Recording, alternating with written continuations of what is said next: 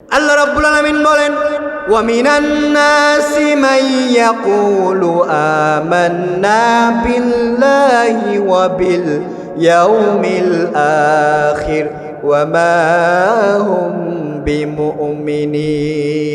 জোরে বলি আল্লাহু আকবার। আল্লাহ রাব্বুল আলামিন বলছেন, দুনিয়াতে কিছু মানুষ আছে দেখবা, যারা নিজের মুখে বলে আমরা ঈমানদার, যারা নিজের মুখে বলে আমরা ঈমান এনেছি, কিন্তু আমোদে মোটেও তারা ঈমানদার নয়। তার মানে আল্লাহ বুঝালেন, মুসলমানদের ভিতরে যারা মুনাফিক হবে, এদের চরিত্র কেমন হবে? তারা মুখে মুখে বলবে আমরা ঈমানদার, তারা মুখে বলবে আমরা মুসলিম, আমরা ঈমানদার, আমরা ঈমান এনেছি, অথচ তারা মোটেও ঈমানদার নয়। বলেছেন কে? আপনি মুনাফিকি ভাইরাস নিয়ে মারা গিয়েছেন, আর আপনার জন্য রসুল দোয়া করছে, আল্লাহ আমার এই উম্মতকে আপনি ক্ষমা করে দেন, মাফ করে দেন, জান্নাতি বানায় দেন। আল্লাহ বলবেন, নবী খবরদার খবরদার, এই চিন্তাও করবেন না, দোয়াও করবেন না, কারণ আপনি একবার নয়, দুইবার নয়, 70 বার যদি আমি আল্লাহর কাছে মুনাফিকদের জন্য দোয়া করেন, আমি আল্লাহ বলে দিলাম এই মুনাফিকদের দোয়া আমি কোনোদিন কবুল করব না, কোনোদিন কবুল করব না। তাবুক যুদ্ধ থেকে ফিরে মুনাফিকদের সর্দার আব্দুল্লাহ বিন উবাই বিন সুলুল মারা গেছে। রসুলের মতো টুপি ছিল, পাগড়ি ছিল, জুব্বা পরতো, সব কিছু রসুলের মতো ছিল। আব্দুল্লাহ বিন উবাই বিন সুলুলের সন্তান এসে বলছে, ইয়া রাসূলুল্লাহ, ইয়া হাবিবাল্লাহ, আপনার গায়ের পোশাক দিয়ে আমার বাবা, তার যে পোশাক রয়েছে, তার শরীরের কাফনের কাপড় বানিয়ে নিতে চায়। রসুল বললেন, যাও যাও আব্দুল্লাহ বিন উবাই বিন সুলুল, আমি আমার শরীরের পোশাকটা তোমার বাবার জন্য দিয়ে দিলাম। সন্তান বাবার জন্য কাফনের কাপড়, নবীর পোশাক নিয়ে দাঁড়িয়ে আছে। এবার বলতেছি, ইয়া রাসূলুল্লাহ, আমার বাবার আরেকটি স্বপ্ন ছিল, আমার বাবার জানাজার যেন আপনি রসুল নিজে করেন। আপনি রসুল নিজে করবেন আমার বাবার জানাজা। আমার নবীজি চিন্তা করলেন, আমার পিছনে নামাজ পড়েছে, আল্লাহ তোমাকে নিষেধ করেন নাই, আমি তো যেতেই পারি। এবার রসুল বললেন, যাও, আমি নিজে তোমার বাবার জানাজার ইমামতি করব। তোমার বাবার জানাজার ইমামতি আমি অন্য কাউকে দেব না, আমি নিজে করব, যাও। চলে গেছে। রসুল যখন যাবেন, হঠাৎ করে দেখেন ওমরে ফারুক রাদিয়াল্লাহু তাআলা আনহু পেছন থেকে রসুলের জামা টেনে ধরেছে। রসুল বলছেন, ওমর তুমি কি করলা? আমার জামা তুমি কেন টেনে ধরলা? এবার ওমরে ফারুক বলতেছে, ইয়া রাসূলুল্লাহ, ইয়া হাবিবাল্লাহ, আপনি জানেন আব্দুল্লাহ বিন উবাই বিন সুলুল সে মুনাফিকদের সর্দার, সে তো বড় অপরাধ করেছে, আপনি কেন তার জানাজার জন্য যাচ্ছেন? নবী বললেন, ওমর রে, আমার ওমর তুমি শুনে রাখো, আমার আল্লাহ তো আমাকে এখন পর্যন্ত নিষেধ করে নাই রে ওমর, এখন পর্যন্ত আমার আল্লাহ আমাকে তো সরাসরি নিষেধ করে নাই, সুতরাং আমি যেতেই পারি, তুমি আমাকে আটকাতে পারো না। ওমর ছেড়ে দিলেন, রসুল চলে গেল। যাওয়ার পরে রসুল দেখতে পেলেন তার শরীরের জামাটা আব্দুল্লাহ বিন উবাই বিন সুলুলের গায়ে পরানো, কাফনের কাপড় বানিয়ে তাকে কাটনিতে শুয়ে দেওয়া হয়েছে। এবার রসুল নিজে তাকে জানাজা করালেন, ইমামতি করালেন।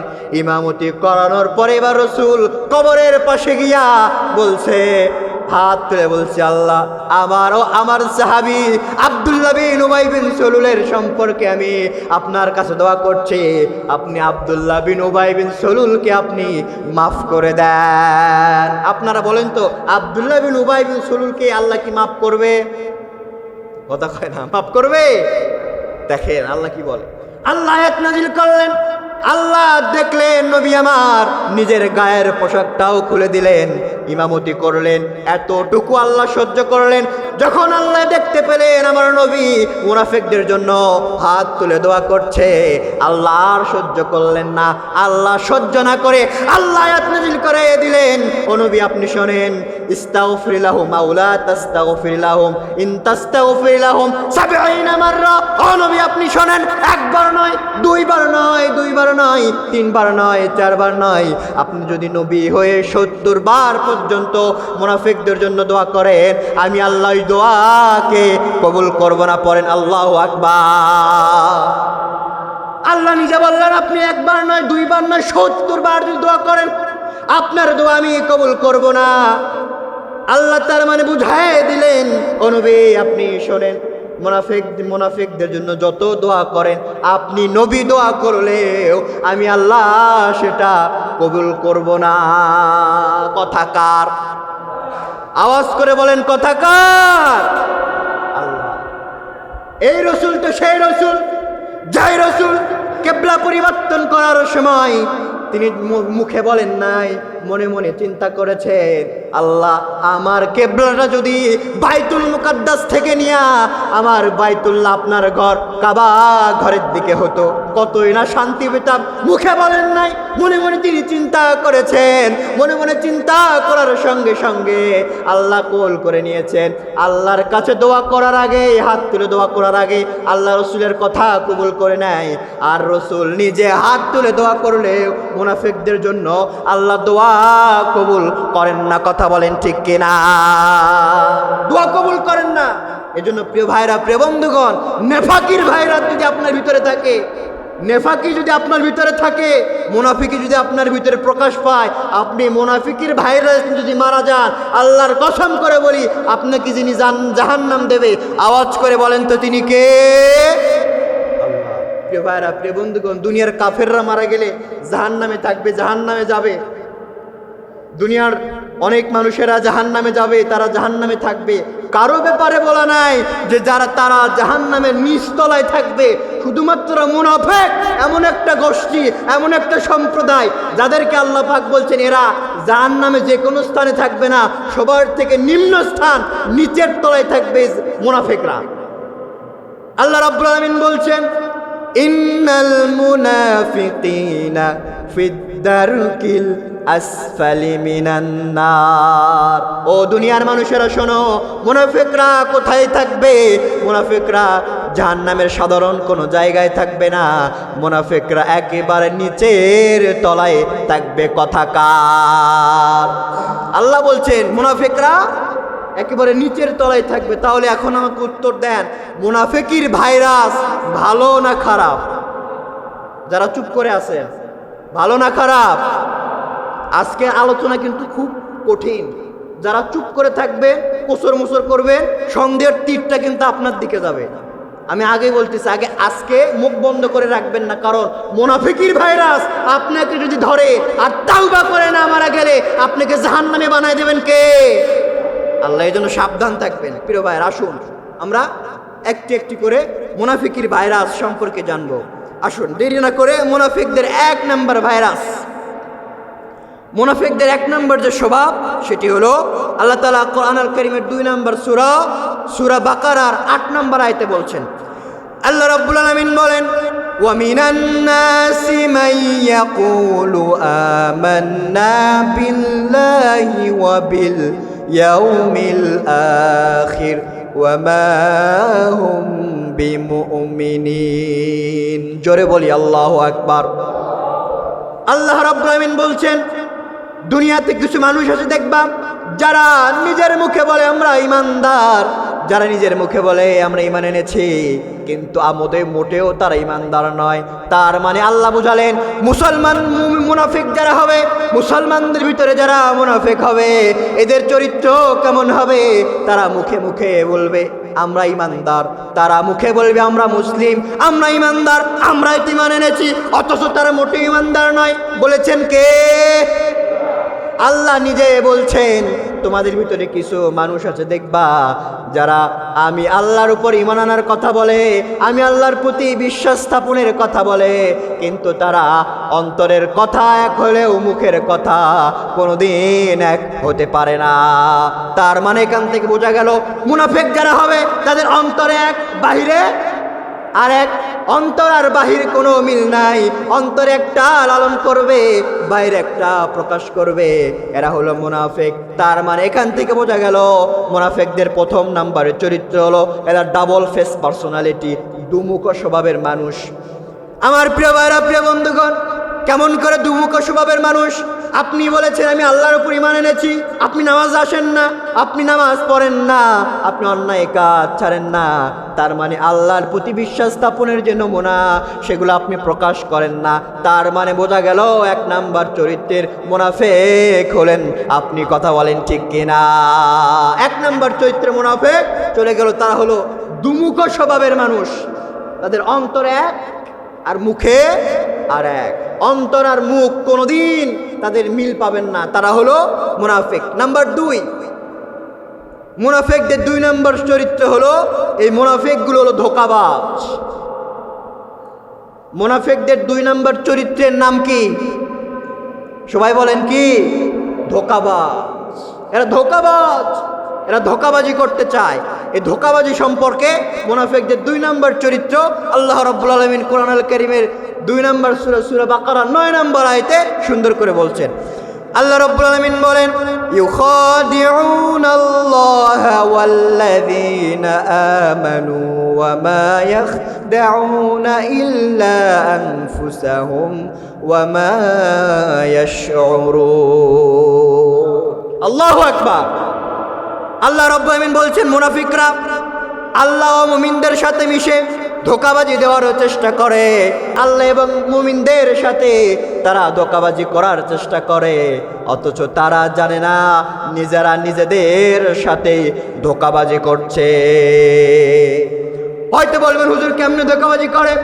আমার আপনার সমান, আমার আপনার সাথেই থাকে, নামাজের প্রথম কাতারে দাঁড়ায়, নামাজের প্রথম কাতারে দাঁড়ানোর পরে আপনার মতো জুব্বা পরে, আপনার মতো টুপি পরে, আপনার মতো তসবি পরে, আপনার মতো নামাজ পড়ে, নামাজ পড়ার পরে নামাজ থেকে বের হয়ে গিয়ে ইমামের ষড়যন্ত্র করে, ইমামকে তাড়ানোর ষড়যন্ত্র করে, মুসল্লিদেরকে তাড়ানোর ষড়যন্ত্র করে। এরাই হলো মুমিনদের সাথে ধোঁকাবাজ। কথা বলেন ঠিক কিনা? এরাই হলো মুনাফিক। তাহলে মুনাফিকদের 2 নাম্বার চরিত্র হলো মুনাফিকরা ধোঁকাবাজ। তারা ধোঁকা দেওয়ার চেষ্টা করে, অথচ তারা জানে না তারা নিজেদের সাথে ধোঁকাবাজি করছে। এটা বলেছেন কে? আওয়াজ করে বলেন কে? আল্লাহ। মুনাফিকদের 3 নাম্বার চরিত্র আল্লাহ রাব্বুল আলামিন সূরা বাকারার 14 নম্বর আয়াতে বলছেন। আল্লাহ রাব্বুল আলামিন বলেন, ওয়া ইযা লাকুল্লাযীনা আমানু ক্বালু আমান্না ওয়া ইযা খালাউ ইলা শায়াতিনহিম ক্বালু ইন্না মাআকুম ইন্নামা নাহনু মুস্তাহজিউন। আল্লাহু আকবার। আল্লাহ রাব্বুল আলামিন বলছেন, যখন তারা মুমিনদের সাথে মিলিত হয়, যখন মুসলমানদের সাথে মিলিত হয়, যখন নামাজি ব্যক্তিদের সাথে মিলিত হয়, তখন তারা বলে আমরা তো তোমাদের সাথে আছি, আমরা তো তোমাদের সাথেই থাকবো। আবার যখন দিন বিরোধী, ইসলাম বিরোধী কাফেরদের সাথে মিলিত হয়ে যায়, তখন তাদেরকে বলে আমরা তো মুমিনদের সাথে ছিলাম, তাদের খবর তোমাদেরকে দেওয়ার জন্য আমরা তো তোমাদের সাথে আছি। তারা যত আকাম কুকাম করবে, তারা যত প্ল্যান করবে, প্রোগ্রাম করবে, তোমাদেরকে বলে দেব।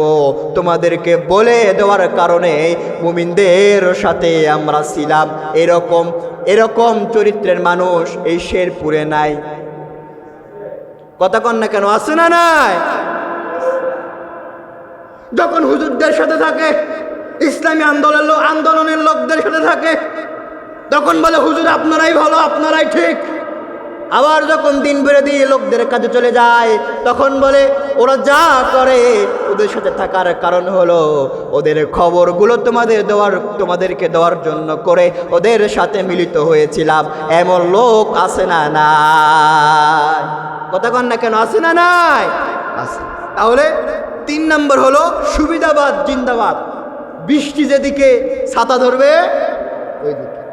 যখন মুমিনেরা ভালো অবস্থানে থাকে সেদিকে চলে যায়, আর যখন কাফেরেরা ভালো অবস্থায় চলে যায়, মুমিনদেরকে রাত্রি মেরে কাফেরদের দলে চলে যায়।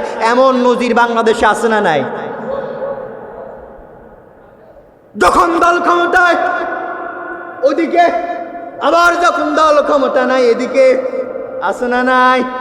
এরা হলো সুবিধাবাদ জিন্দাবাদ। আল্লাহ বলছেন এরা হলো মুমিন, এরা হলো মুনাফিকদের 3 নাম্বার চরিত্রের মানুষ। তাহলে মুনাফিকদের 3 নাম্বার চরিত্র হলো এরা সুবিধাবাদ জিন্দাবাদ। 4 নাম্বার চরিত্র আল্লাহ তাআলা বলছেন কোরআন আল কারীমের সূরা নিসার ভিতরে আল্লাহ তাআলা বলছেন 142 নম্বর আয়াতে বলছেন ওয়াইদা কামু ইলাস সালাতি কামু কুসালা ইউরাউনান নাস ওয়ালা ইয়াযকুরুনাল্লাহা কলিলা। চিৎকার করে বলেন আল্লাহু আকবার। দেখেন কত বড় কথা। মুনাফিকরা লোক দেখানো কাজ করে। লোক দেখানো কাজ যারা করবে তারা হলো মুনাফিক। তার মানে যারা লোক দেখানো কাজ করবে এটা হলো মুনাফিকদের আলামত। আল্লাহ বলছেন ওয়াইদা কামু ইলাস সালাতি কামু কুসালা। মুনাফিকরা যখন নামাজে দাঁড়ায়, মুনাফিকরা যখন নামাজের জন্য দাঁড়িয়ে যায়, মুনাফিকরা যখন নামাজের জন্য দাঁড়িয়ে যায় তখন তারা লোক দেখানো নামাজ পড়ে। কেমন করে লোক দেখানো নামাজ পড়ে? নির্বাচন আসলে দেখা যায় লোকজন দেখবে যদি আমি মেম্বার পদপ্রার্থী নামাজ না পড়ি কেমন হয়। লোকদেরকে দেখানোর জন্য করে, লোকদেরকে বোঝানোর জন্য করে ওই মেম্বার পদপ্রার্থী, এমপি পদপ্রার্থী, মিনিস্টার পদপ্রার্থী লোকগুলো মসজিদে এসে নামাজ পড়ে। তার মানে তারাই হলো মুনাফিক। কথা বলেন ঠিক কিনা? তারাই মুনাফিক। আর এটা সবচেয়ে বেশি দেখা যায় নির্বাচন আসলে। নির্বাচন আসলে এক আসরের নামাজ এমপি সাহেব পড়ে 4 বার। এক জায়গা থেকে পড়ে আসে, এসে দেখে আরেক জায়গায় নামাজ হচ্ছে, 15 মিনিট লেট। ওখানে এসে বলে আবার নামাজ পড়। কারণ এখানকার লোকজন যদি দেখে নামাজের সময় হয়েছে আর এমপি সাহেব নামাজ পড়ছে না, ভোট একটাও পাবো না। এই জন্য নাই নামাজ পড়। এরকম লোক দেখানো নামাজ পড়ার লোকজন আছে না নাই? কথা কন না কেন? আছে না নাই? আছে। লোক দেখানো নামাজ যারা পড়বে তারা হলো মুনাফিক। বলেছেন কে? লোক দেখানো কোনো কাজ করা যাবে না। কারণ আমার নামাজ, আমার জীবন, আমার মরণ সব কিছু হবে কার জন্য? আল্লাহর জন্য। আল্লাহ রাব্বুল আলামিন বলছেন কুল ইন্না সলাতি ওয়া নুসুকি ওয়া মাহইয়ায়া ওয়া মামাতি লিল্লাহি রাব্বিল আলামিন। আল্লাহ রাব্বুল আলামিন বলছেন তোমার নামাজ, তোমার জীবন, তোমার কোরবানি সব কিছু হবে আমার জন্য, কোনোটাই লোক দেখানো হবে না। তার মানে লোক দেখানো কাজ যারা করবে, লোক দেখানো দান যারা করবে, লোক দেখানো হজ যারা করবে, অথচ লোক দেখানোর হজ করা লোক আছে না নাই? অনেক লোক আছে যারা হজ করে আসার পরে বলে আমার নামের আগে আলহাজ লাগাও। আলহাজ লাগানোর জন্য হজ করে। এই যে লোক দেখানো কাজ করে, এই লোক দেখানো কাজ করা ব্যক্তিগুলোই হলো মুনাফিক ফতুয়াকার। আল্লাহ বলছেন লোক দেখানো কাজ যারা করবে এরাই হলো মুনাফিক। তার মানে 4 নাম্বার মুনাফিকদের স্বভাব হলো মুনাফিকরা লোক দেখানো কাজ করবে। 5 নাম্বার মুনাফিকদের স্বভাব হলো মুনাফিকরা কেমন হবে? মুনাফিকরা রোগা রোগা হবে। কি হবে? রোগা রোগা হবে। তারা বাইরে থেকে দেখা যাবে যে খুব সুঠাম দেহের অধিকারী, মনে হয় এখনই জান্নাত থেকে পালিয়ে আসছে, কিন্তু তাদের অন্তরে থাকবে রোগ। কেমন রোগ? আল্লাহ বলছেন। আল্লাহ রাব্বুল আলামিন সূরা বাকারার 11-12 নম্বর আয়াতে বলছেন, আল্লাহ তাআলা সুন্দর করে বলছেন ওয়াইদা কিলা লাহুম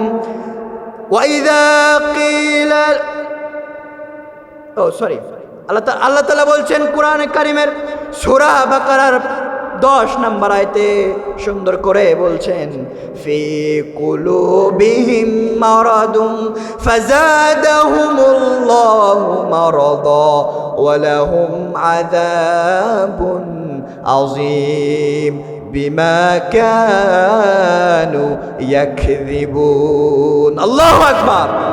মুনাফিকরা কেমন হবে? মুনাফিকরা দেখতে বাইরে থেকে খুব চাকচিক্য মনে হবে, কিন্তু তাদের অন্তরে রোগ থাকবে। তার ভেতর থেকে রোগা রোগা থাকবে, ভেতর থেকে রোগা রোগা থাকবে, অন্তরে তাদের ভয় থাকবে। কারণ কখন না জানি কোন আয়াত নাযিল হয়ে যায়, এমন মুনাফিক আছে না নাই? দেখবেন অনেক লোক আছে যারা মসজিদে এসে বসে থাকে, হুজুরের দিকে তাকায় থাকে, হুজুর কখন কোন কথা বলবে আর কোন কথা আমার চরিত্রের সাথে মিলে যায়, এমন রোগাক্রান্ত লোক আছে না নাই? এমন রোগাক্রান্ত যারা থাকবে তারা হলো মুনাফিক। মুনাফিকদের 6 নাম্বার চরিত্র হলো, মুনাফিকরা কেমন হবে? আল্লাহ তাআলা কোরআনুল কারীমের সূরা বাকারার 11-12 নম্বর আয়াতে বলছেন। আল্লাহ রাব্বুল আলামিন বলেন, ওয়াইযা কিলা লাহুম লা তুফসিদু ফিল আরদ ক্বালু ইন্নামা নাহনু মুসলিহুন আলা ইন্নাহুম হুমুল মুফসিহুন ওয়ালাকিন লা ইয়াশউরুন। আল্লাহু আকবার। মুনাফিকরা কেমন হবে? তাদেরকে যখন বলা হবে তোমরা দুনিয়াতে অশান্তি সৃষ্টি করো না, তোমরা দুনিয়াতে কোনো অশান্তি করো না, জমিনের ভিতরে কোনো অশান্তি সৃষ্টি করো না, তারা বলবে আমরা তো কখনো অশান্তি করি না, আমরা তো শান্তি সৃষ্টি করি, আমরা তো কখনো অশান্তি করতে পারি না, আমরা তো শান্তির কথা বলি, কিন্তু না না, তারাই হলো অশান্তি সৃষ্টিকারী। আচ্ছা বলেন তো প্রিয় ভাইরা, প্রিয় বন্ধুগণ, এই যে সমাজের ভিতরে বিশৃঙ্খলা সৃষ্টি করার জন্য কিছু লোক আছে না নাই? বিশৃঙ্খলা সৃষ্টি করার জন্য আলাদা কিছু লোকই থাকে, যে তাদের কাজই হলো কেমন করে বিশৃঙ্খলা সৃষ্টি করা যায়, কেমন করে ফাসাদ সৃষ্টি করা যায়। এরকম কিছু লোক আমাদের সমাজে আছে না নাই? আওয়াজ করে বলেন, আছে না নাই? আছে। মুনাফিকদের 7 নাম্বার চরিত্র হলো, মুনাফিকরা কেমন হবে? মুনাফিকরা কথায় কথায় মিথ্যা কথা বলবে, কথায় কথায় মিথ্যা বলে। এমন নেতা, এমন লোক, এমন মুসল্লি আছে না নাই? ফোন দিয়েছে, ভাই কোথায়? আছে শেরপুরে, বলছে ভাই আমি মহিপুর। এমন লোক আছে না নাই? আছে। তো কোথায় কোথায় যারা মিথ্যা বলবে, রসুলের হাদিস, রসুল এক হাদিসে বলেছে তিনটা লোক মুনাফিক, মুনাফিকের আলামত হলো 3টা। 1 নাম্বার, কথায় কথায় মিথ্যা বলবে। এজন্য প্রিয় ভাইরা, প্রিয় বন্ধুগণ, মুনাফিকদের 7 নাম্বার চরিত্র হলো তারা কথায় কথায় মিথ্যা বলবে। মুনাফিকদের 8 নাম্বার স্বভাব হলো তারা ওয়াদা করলে ভঙ্গ করবে। অথচ ওয়াদা ভঙ্গকারী মানুষ আমাদের সমাজে একটাও নাই। নেতা সাহেব যখন নির্বাচনে চলে আসে, নির্বাচনের আগে নেতা সাহেব বলে আমি অমুক জায়গায় কালভার্ট দেব, অমুক জায়গায় ব্রিজ দেব। কর্মীরা বলতেছে ভাই ওই জায়গায় তো কোনো গর্তই নাই, নদী নাই, ব্রিজ দেবেন কেমনে? এবার নেতা বলতেছে চিন্তা করো না, খাল খনন করব, খাল খনন করে তারপরে কালভার্ট দেব, তাও দিব। যখন নেতা নির্বাচন চলে যায়, নির্বাচন চলে যাওয়ার পরে নেতাও ভুলে যায়, কর্মীরাও ভুলে যায়, নেতার দোয়ার নাম নাই। এরকম ওয়াদা খেলাপকারী নেতা আমাদের সমাজে আছে না নাই? ক্ষমতায় যাওয়ার আগে বলে মদিনার সনদে দেশ চালাবো। কথা কন ঠিক কিনা বলে? ক্ষমতায় যাওয়ার আগে বলে মদিনার সনদে দেশ চালাবো, আবার ক্ষমতায় যাওয়ার পরে দেখা যায় মদিনার আইনকে, মুহাম্মাদের আইনকে, আল্লাহর আইনকে মধ্যযুগীয় আইন বলে আখ্যা দেয়। কথা বলেন ঠিক কিনা? আসতে বলেন কারণ জোরে বলেন ঠিক কিনা? ক্ষমতায় যাওয়ার আগে বলে আমরা ওয়াদা করছি কোরআন বিরোধী কোনো আইন করব না, মদিনার সনদে দেশ চালাবো। আবার যখন ক্ষমতায় চলে যায় দেখা যায় মদিনার সনদকে মধ্যযুগীয় বলে আখ্যা দেয়। এমন নেতা নেই। কথা কন না কেন? আছে না নাই? আছে। তার মানে যারা ওয়াদা খেলাপ করে তারা কারা? কথা কন, তারা কারা? মুনাফিক। এই মুনাফিকদের থেকে সাবধান হতে হবে। দেখেন ওয়াদা খেলাপ করা কত বড় মারাত্মক গুনাহ। ছোট্ট একটি ঘটনা বলি। হঠাৎ করে একদিন ওমর ফারুক রাদিয়াল্লাহু তাআলা আনহুর জামানায় 2 জন যুবক একজন সুন্দর সুশ্রী তরুণকে ধরে নিয়ে এসেছে ওমরের দরবারে। এসে বলতেছে আমিরুল মুমিনিন, এই যে সুন্দর যুবকটাকে দেখতেছেন, এই ছেলেটা আমাদের পিতাকে হত্যা করে ফেলেছে। ওমরে ফারুক বলল, এই সুন্দর ছেলে, তুমি কেন তাদের পিতাকে হত্যা করেছো? এবার ওই যুবকটা বলতেছে, আমিরুল মুমিনিন, হ্যাঁ আমি সত্যিই তাদের পিতাকে হত্যা করেছি। এবার আমিরুল মুমিনিন বলছে, তুমি আমাকে পুরো ঘটনাটা খুলে বলো। ওই যুবক বলতেছে, আমিরুল মুমিনিন খলিফাতুল মুসলিমিন, আমি যখন সফররত অবস্থায় যাচ্ছিলাম, হঠাৎ করে এক সময় আমার ঘুম চলে আসে। ঘুমানোর কারণে আমার উটটা চলে যায়, আমার ঘোড়াটা চলে যায়। ঘোড়াটা চলে যাওয়ার কারণে আমি ঘুম থেকে উঠে দেখি আমার ঘোড়াটা আমার কাছে নাই, চলে গেছে কোন দিকে। আমি খুঁজতে খুঁজতে গিয়ে দেখলাম একটা গাছের নিচে একটা বৃদ্ধ দাঁড়িয়ে আছে, আর বৃদ্ধর নিচে আমার ঘোড়াটা মারা ঘোড়া পড়ে আছে। এমন সময় আমি বৃদ্ধকে জিজ্ঞেস করলাম, ও বৃদ্ধ চাচা, আপনি কেন আমার ঘোড়াটাকে মেরেছেন? আমার ঘোড়াটা কেন মারা গিয়েছে? এবার ওই বৃদ্ধ বলল, ও যুবক, তোমার ঘোড়াটা আমার ক্ষেত নষ্ট করেছে। আমার ক্ষেত নষ্ট করার কারণে আমি বৃদ্ধ তোমার ঘোড়াকে মৃত্যু দিয়েছি। আমি আর ওই সময় চুপ থাকতে পারি নাই, একটা পাথর তুলে নিয়ে ওই বৃদ্ধকে লক্ষ্য করে মেরেছে। মারার কারণে বৃদ্ধের মাথায় লেগে বৃদ্ধটা তৎক্ষণাৎ মৃত্যুবরণ করে নিয়েছে, মৃত্যুবরণ করেছে। আমিরুল মুমিনিন, আমি তাকে মারার ইচ্ছায় পাথর মারি নাই। এবার ওমরে ফারুক বললেন, তুমি যেহেতু মেরেই ফেলেছ, এবার ওই বৃদ্ধর দুই সন্তানকে বলতেছে, তোমাদের ইচ্ছা কি? ওই দুই সন্তান বলতেছে, আমিরুল মুমিনিন, আমাদের ইচ্ছা হলো কিসাস, হত্যার বদলে হত্যা।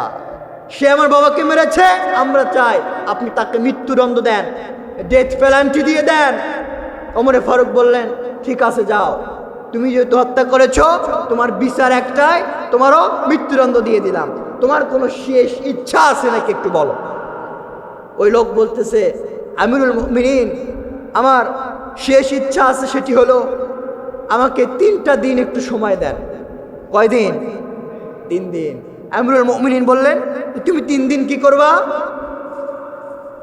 এবার ওই যুবক বলতেছে, আমিরুল মুমিনিন, আমার কাছে আমার এলাকায় যাওয়াটা খুব জরুরি। তার কারণ হলো আমার কাছে আমার এলাকার লোকজন কিছু আমানত রেখেছে, এগুলোকে দেওয়ার জন্য, আমার পরিবারের সাথে শেষ সাক্ষাৎ করার জন্য আমি একটু আমার এলাকায় যেতে চাই, আপনি একটু আমাকে অনুমতি দেন। এবার আমিরুল মুমিনিন বলছে, তোমাকে যেতে দিব, তবে তোমার পক্ষে যদি কেউ জামিনদার হয় তাহলে তোমাকে আমি ছেড়ে দেব। এবার ওই যুবক বলতেছে, এখানে আমাকে কেউ চিনে না, কে আমার পক্ষে জামিন হবে? হযরতে আবু যর গিফারি রাদিয়াল্লাহু তাআলা আনহু তিনি সামনে আসলেন। সামনে আসার পরে তিনি বার বললেন, যুবক, তুমি যাও, তোমার এলাকায় চলে যাও, টেনশন করো না রে যুবক, তুমি চলে যাও তোমার এলাকায়, আমি তোমার পক্ষে জামিনদার হয়ে গেলাম রে যুবক, জামিনদার হয়ে গেলাম। ওমরে ফারুক জিজ্ঞেস করতেছে, আবু যর, তুমি কি বুঝে শুনে এই কাজটা করলা? কারণ তুমি তো জানো এই লোকটা যদি না আসে তোমার উপরে কিন্তু মৃত্যুদণ্ড ফয়সালা হয়ে যাবে, তুমি কেন এই দায়িত্ব নিলা? এবার আবু যর বলতেছে, আমিরুল মুমিনিন, কিয়ামতের ময়দানে আল্লাহ যদি জিজ্ঞেস করে, তোমার ভাই, তোমার মুমিন ভাই, মুমিন পরিচয় দেওয়ার পরেও তোমাদের সাথে থেকে সাহায্য চেয়েছিল, তোমরা তাকে সাহায্য করো নাই, কেন করো নাই? এর উত্তর আমি দিতে পারবো না, যার কারণে আমি তার দায়িত্ব নিয়ে নিলাম, তাকে আপনি ছেড়ে দেন। লোকটা চলে গেল। 3 দিন পরে দুপুর গড়ায় সন্ধ্যা হয়ে যায়, লোকটা আসে না। এবার মৃত্যুদণ্ড দেওয়ার পালা। মদিনায় একটা থমথমে অবস্থা, যে নির্দোষ আবু যরকে মৃত্যুদণ্ড দেয়া হবে। যখন তাকে একেবারে জাল্লাতের সামনে মৃত্যুদণ্ড দেবে, এমন সময় দূর জায়গা থেকে চলে আসতেছে ঘোড়া হাঁকিয়ে একজন লোক আসার পরে এবার আমিরুল মুমিনিনকে বলতেছে, ওমরে ফারুক রাদিয়াল্লাহু তাআলা আনহু, আমার তো দেরি হয়ে গিয়েছে, আমি আসতে দেরি করে ফেলেছি, আপনি আমাকে ক্ষমা করে দেন। এবার ওমরে ফারুক বলতেছে, আমরা তো টেনশনে ছিলাম, তুমি যদি না আসতা আবু যরকে আমরা মৃত্যুদণ্ড দিয়ে দিতাম, তুমি তো না আসলেও পারতা, আসলা কেন? এবার ওই লোক বলতেছে, আমিরুল মুমিনিন, আমার জন্য আমার এক ভাই জিম্মাদারিত্ব নিয়েছে, আর আমি ওয়াদা দিয়েছি আমি 3 দিন পর চলে আসব। আমি আমার ওয়াদা রক্ষা করার জন্য আপনার দরবারে এসেছি। আমার ভাইকে আপনি ছেড়ে দেন, আমার উপরে আপনি মৃত্যুদণ্ড কার্যকর করে নেন। চিৎকার করে বলেন আল্লাহু আকবার। মৃত্যুদণ্ড কার্যকর করে নেন। এবার ওই 2 জন যুবক, বৃদ্ধের 2 ছেলে বলতেছে, ইয়া রাসূলুল্লাহ, ইয়া হাবিবাল্লাহ, আবু যর তার ভাইয়ের প্রতি দায়িত্ব পালন করেছে, ওই যুবক তার ওয়াদা রক্ষা করেছে। আমরাও বলতে চাই, আল্লাহ যদি বলে কিয়ামতের ময়দানে লোকটা তোমার কাছে ক্ষমা চেয়েছে, তুমি ক্ষমা করো নাই কেন? এই জন্য আমরা 2 জনে ওই যুবককে ক্ষমা করে দিলাম। আরো আস্তে কম সুবহানাল্লাহ। যুবককে ক্ষমা করে দিলাম। এই জন্য প্রিয় ভাইয়েরা, প্রিয় বন্ধুগণ, ওয়াদা রক্ষা করলে আপনি মুক্তি পেয়ে যাবেন, আর ওয়াদা রক্ষা না করলে আপনি মুনাফিক হয়ে যাবেন। এই জন্য মুনাফিক থেকে বাঁচার জন্য আমরা ওয়াদা রক্ষা করবো ইনশাআল্লাহ। নাম্বার 9, মুনাফিকদের স্বভাব হলো আমানতের খেয়ানতকারী। নাম্বার 10, মুনাফিকদের চরিত্র হলো, মুনাফিকরা সবসময় ভয়ে থাকে যে আমাদের বিরুদ্ধে কখন কোন আয়াত নাজিল হয়, কখন কোন আয়াত নাজিল হয়ে আমাদের চরিত্র ফাঁস হয়ে যায়। মুনাফিকদের 11 নাম্বার চরিত্র হলো, মুনাফিকরা কাফের থেকেও সুবিধা গ্রহণ করার চেষ্টা করে, মুমিনদের থেকেও সুবিধা গ্রহণ করার চেষ্টা করে। কাফেরদের সাথে বন্ধুত্বপূর্ণ সম্পর্ক রাখে, মুমিনদের সাথেও বন্ধুত্বপূর্ণ সম্পর্ক রাখে। এই 2 জায়গা থেকে সুবিধা হাসিল করার জন্য বন্ধুত্বপূর্ণ সম্পর্ক যারা করবে, এরাই হলো কারা? মুনাফিক। তার মানে 11 নাম্বার হলো, মুনাফিকরা মুমিন এবং কাফেরদের সাথে বন্ধুত্ব স্থাপন করে চলে। 12 নাম্বার, মুনাফিকরা জিহাদকে ভালোবাসে না। সময় যেহেতু শেষ, আমি স্কিপ করে যাচ্ছি। 13 নাম্বার, মুনাফিকদের স্বভাব হলো, মুনাফিকরা যখন দেখে যে মুসলমানরা মার খায় তখন তারা আনন্দিত হয়, যখন ইমানদাররা মার খায় তখন তারা আনন্দিত হয়, আর যখন মুমিনরা বিজয় লাভ করে তখন তারা অন্তরে ব্যথিত অনুভব করে। এরা কারা? মুনাফিক। তার মানে মুনাফিকরা আনন্দ এবং দুঃখ প্রকাশ করে। মুনাফিকদের 14 নাম্বার চরিত্র হলো, মুনাফিকরা মনে করে আমরাই চালাক, একমাত্র আমরাই বুদ্ধিমান, আমাদের থেকে আর বুদ্ধিমান কারা আছে? অথচ আল্লাহ বলছেন না, এরা বুদ্ধিমান নয়, এরাই সবচেয়ে বোকা। তার মানে মুনাফিকরা সবচেয়ে বোকা বলেছেন কে? আল্লাহ। 15 নাম্বার হলো, মুনাফিকদের কাছে আল্লাহর আইন ভালো লাগে না। আল্লাহ তাআলা বলছেন, ওয়াইদা কিলা লাহুম তাআলাউ ইলা মা আনজালাল্লাহি ইলা রাসূল রাআইতাল মুনাফিকিনা ইয়াসুদ্দুনা আনকা সুদুদা। ও নবী, আপনি যখন বলবেন, মুনাফিকদেরকে বলবেন যে ও মুনাফিকরা আসো, আল্লাহ এবং রাসূলের বিধানের দিকে আসো, আইনের দিকে আসো, তখন তাদেরকে দেখবা পাশ কাটিয়ে চলে যাবে, তখন তারা আল্লাহ এবং রাসূলের বিধানের দিকে আসবে না। তার মানে মুনাফিকদের স্বভাব হলো, 15 নাম্বার স্বভাব, মুনাফিকরা কখনোই আল্লাহর আইন, আল্লাহর বিধানকে তারা পছন্দ করে না। এই জন্য আসুন, মুনাফিকের ভাইরাত যদি আমাদের ভিতরে থাকে, আমরা এই মুনাফিকের চরিত্রগুলোকে ত্যাগ করে তাওবা করে খাঁটি ইমানদার হয়ে মৃত্যুবরণ করবো ইনশাআল্লাহ।